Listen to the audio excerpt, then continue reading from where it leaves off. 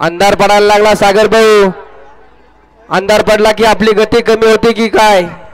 सुटला सुटला सुंदर असा भव्य दिव्य हनुमान केसरी मैदानातला फायनलचा फेरा सुटला आणि 7 गाड्या पाहत आहे. 7 गाड्यांमध्ये रणसंग्राम चालू. बघा कशी लढत आहे. जिगरबाज बैलाने मर्दानी जॉकीचा खेळ.